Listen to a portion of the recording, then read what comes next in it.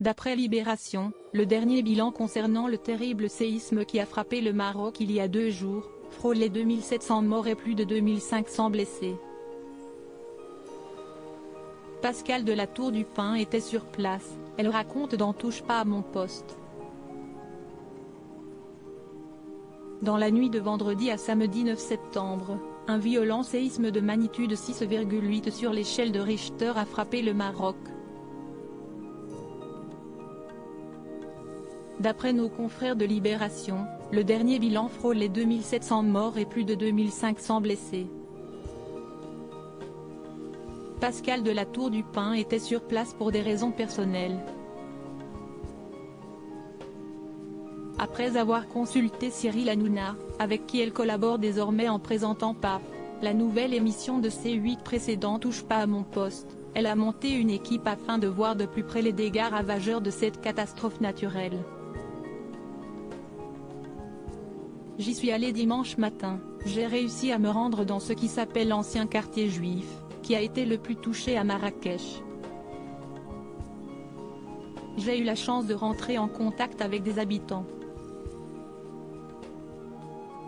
J'étais seul dans ce quartier, il n'y avait personne. Les journalistes n'y avaient pas accès, la population m'a amené pour me montrer les maisons. A raconté celle qui est mariée à un homme issu de la noblesse, avant que le papa de Lino ne réagisse. Si est-il catastrophique, on va voir ça dans un instant. Après une page de publicité, l'animateur a montré de terribles images du séisme à ses chroniqueurs et aux téléspectateurs avant de redonner la parole à Pascale de la Tour du Pin en diffusant les vidéos qu'elle lui a envoyées. Ces familles n'ont plus rien, mais elles ne veulent pas partir. Ils vivent dans des conditions extrêmement précaires. Certains dorment encore dans leur maison, avec les murs effondrés. Des confidences bouleversantes de la part de la journaliste.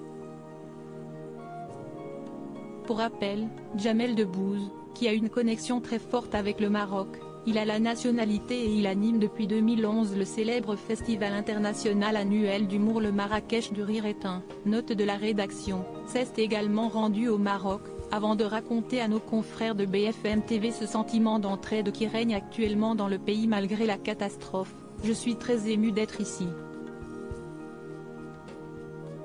On a eu l'occasion de voir un peu toute cette solidarité. Elle est incroyable, il faut la filmer, il faut la transmettre. Il faut voir comment les Marocains sont solidaires les uns avec les autres. La rédaction de Pure People adresse aujourd'hui une tendre pensée aux familles des victimes.